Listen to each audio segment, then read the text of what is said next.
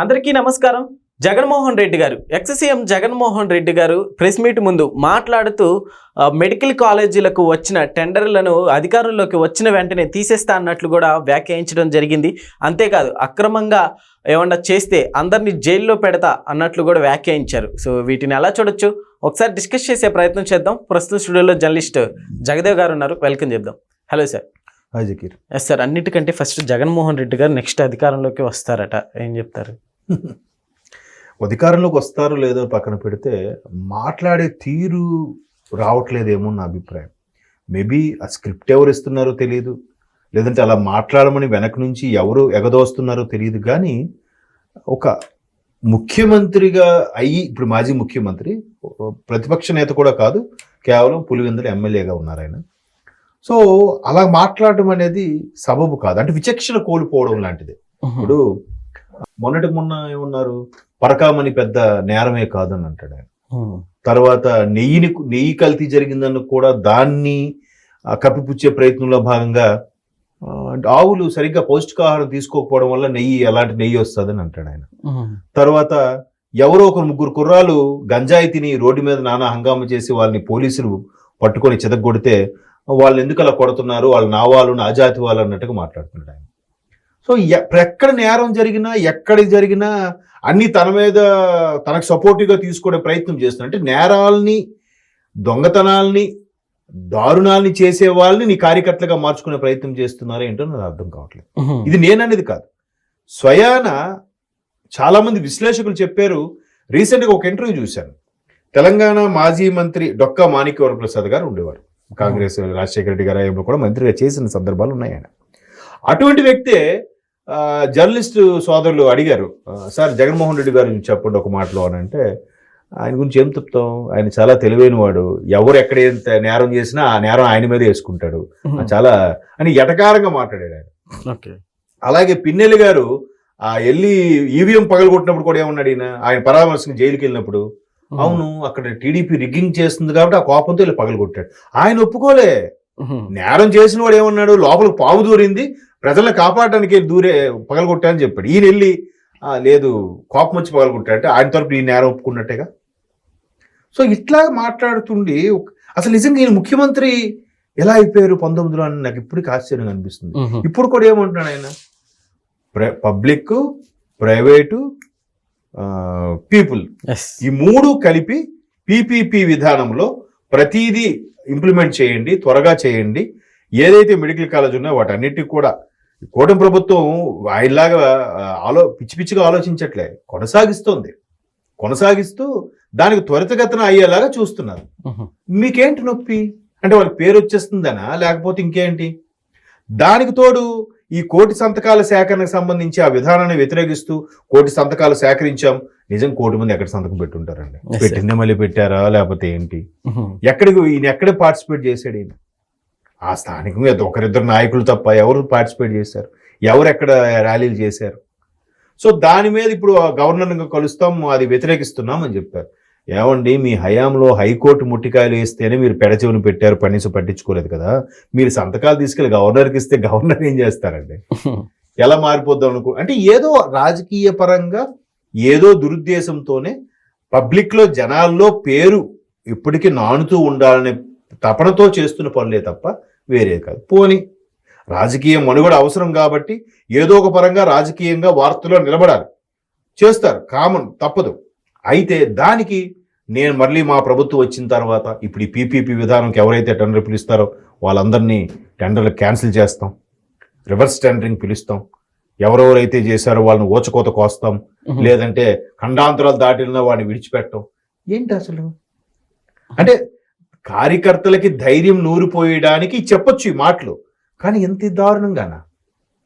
అంటే ఏ హింసను ప్రేరేపించేలాగా ఉన్నాయి అనేది సగటు ఓటర్ యొక్క అభిప్రాయం. ఇప్పుడు చంద్రబాబు నాయుడు గారు కూడా ఏమంటున్నారు, మాకు వాళ్ళ మీద దృష్టే లేదు, వాళ్ళని పట్టించుకోవడమే లేదు. ఏదైతే చట్టం తన పని తాను చేసుకెళ్తుందో దాంట్లో ఒక్కొక్కటిగా స్కాములు బయటకు వస్తున్నాయి తప్ప నిజంగా కక్ష సాధింపు చర్యలే అనుకుంటే సంవత్సరం 6 నెలలు అవుతుందిగా గవర్నమెంట్ వచ్చి, అట్లా చేసి ఉండేదా? ఇప్పటికి జైలు ఖాళీలు ఉండవుగా, అన్ని నిండిపోయి ఉంటాయిగా. అలా ఏం చేయట్లేదే. నోటికొచ్చినట్టు ఎవరు మాట్లాడట్లేదు. వీళ్ళు మళ్ళీ చెలరేగిపోయి నోటికొచ్చినట్టుగా మాట్లాడుతున్నారు. ఓకే, అంటే ఇది ఒక నిజంగా సరైన పద్ధతి కాదు. ఇప్పుడు ఎంత హుందాగా నడుచుకోవాలి, ఎంత జెంట్లుగా ఉండాలి. ఇప్పుడు ఏదైతే పీపీపీ విధానంలో ఈ విధంగా అన్నారో, ఇప్పుడు నాకు వచ్చే డౌట్ ఏంటంటే, ప్రధానమంత్రి మోదీ గారు రీసెంట్గా ఎంపీలతో సమావేశమైనప్పుడు తెలుగు రాష్ట్రాల్లో ఉండే ఎంపీలకు కూడా హితబోధ చేశారంట. మీరెందుకు వైసీపీ వాళ్ళు వేసే కౌంటర్లకి కౌంటర్ అటాక్ ఇవ్వట్లేదని. ఇప్పుడు బీజేపీ ఎంపీలు కానీ బీజేపీ ఎమ్మెల్యేలు కానీ ఆంధ్రప్రదేశ్లో కౌంటర్ అటాక్ ఇస్తారో లేదో చూడాలి. చెప్పారుగా ప్రధానమంత్రి మోదీ గారు స్వయంగా చెప్పారుగా. మరి నేను మాట్లాడుతున్నాడు ఈయన రివర్స్ టెండర్లు చేసి మళ్ళీ క్యాన్సిల్ చేస్తామని. పోలవరం ఏం చేశారండి? 70% కంప్లీట్ అయిపోయిన పోలవరాన్ని రివర్స్ టెండరింగ్ అని చెప్పి అది చేసి ఇది చేసి ఏమీ చేయలేకపోయారు. పాపం ఈయన్ని నమ్ముకున్న ఆయా మంత్రి ఎవరైతే అనిల్ కుమార్ గారు, మాజీ మంత్రి గారు, ఆయన అప్పుడు 1% 0.5% ఉండన్నా ఎందుకు తొందర అని పెద్ద ఎటకారం చేశాడు ఆయన. ఏది ఇప్పుడు ఆయన ఎక్కడున్నాడు? ఆయన 2 ఏళ్ళు చేశాడు, వెళ్ళిపోయాడు. తర్వాత అదే ఇరిగేషన్ అంబటి రాంబాబు గారికి ఇచ్చారు. ఆయనకి మళ్ళీ అడిగితే, సార్ మీరు 2021 డిసెంబర్కి పూర్తి చేస్తామన్నారు పోలవరం, మళ్ళీ 2022 డిసెంబర్ కూడా వచ్చేసింది సార్ అంటే, అప్పుడు ఆయన ఉన్నారు కదా, ఆయన అడగండి. ఇప్పుడు నేను చెప్తాను, ఆగండి. నేనేది మీకు స్టేట్మెంట్ చేయకపోతే తప్పు కాదు. వాళ్ళ మంత్రి కాదా, వాళ్ళ ప్రభుత్వం కాదా అంటే తప్పించుకునే ధోరణి. పాపం వాళ్ళు కూడా ఏం చేస్తారు? జగన్మోహన్ రెడ్డి గారు ముఖ్యమంత్రిగా ఉండేప్పుడు ఆయన పట్టించుకోకపోతే, మంత్రులుగా ఈయనకి అధికారం లేనప్పుడు ఈయన ఏం చేయగలరు? అన్నిటికీ ముఖ్యమంత్రి బటన్ నొక్కుతాడంట. మంత్రి గారికి వాల్యూ లేదు, అసలు ఎంపీటీసీ, జడ్పీటీసీ, ఎమ్మెల్యే ఎవరికి వాల్యూ లేదు.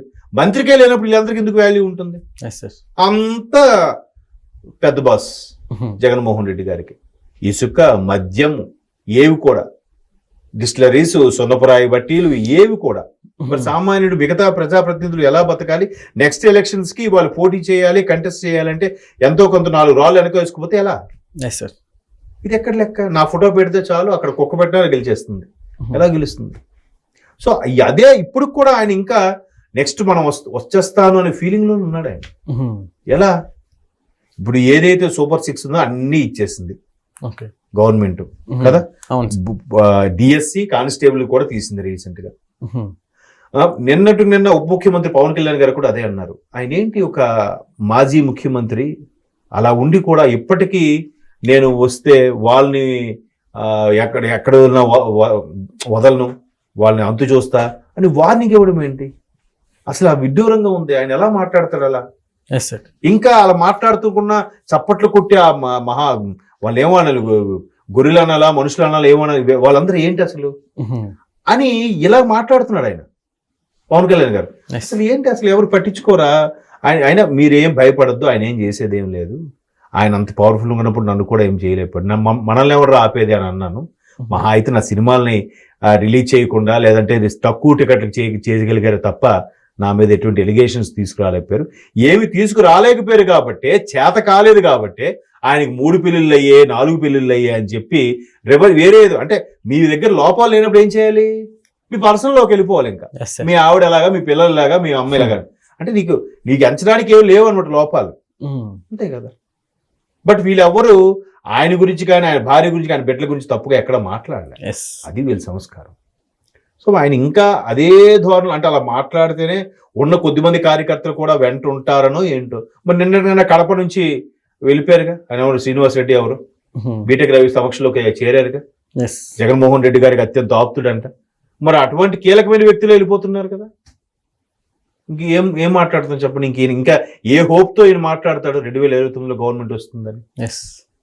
కాబట్టి సరే, ఆయన భ్రమలో ఆయన బతుకుతున్నాడు, బతకనివ్వండి. Okay sir, thank you.